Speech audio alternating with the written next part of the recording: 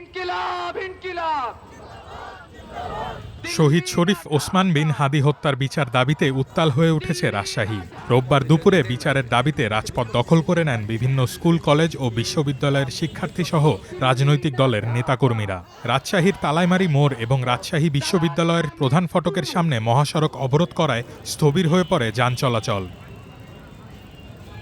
বেলা 2:15টার দিকে আন্দোলনকারীরা তালাইমারি মোড়ে অবস্থান নেন।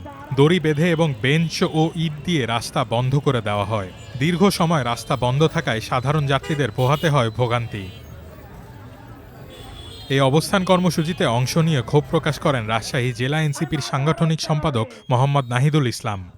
আপনারা জানেন যে ইনকিলাব মঞ্চ কর্তৃক যে সারা বাংলাদেশে অবরোধ কর্মসূচি, তারই অংশ হিসেবে রাজশাহীতে আজকে অবরোধ কর্মসূচি পালন করা হয়েছে।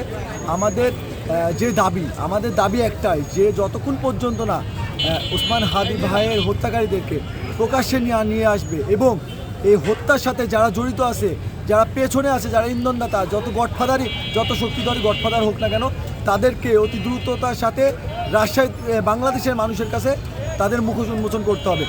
আন্দোলনের মাঠে সরব ছিলেন জুলাই বিপ্লবে অংশ নেওয়া মহুয়া জান্নাত মৌ। এই হত্যাকাণ্ডকে পরিকল্পিত উল্লেখ করে তিনি সরাসরি অন্তর্বর্তী সরকারের দায়িত্ব পালনের যোগ্যতা নিয়ে প্রশ্ন তোলেন।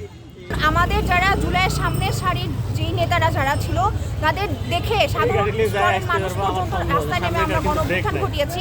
সেই জায়গা থেকে সেই মানুষগুলাকে আজকে 1-2 বছরের মধ্যে যদি এভাবে মেরে ফেলা হয় সম্মুখে দিবালোকে, এটা কখনোই মেনে নেওয়া যায় না।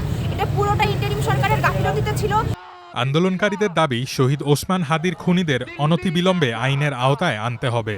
অন্যথায় ছাত্র জনতার এই বিক্ষোভ আরও জোরালো হবে বলে হুঁশিয়ারি দিয়েছেন তারা।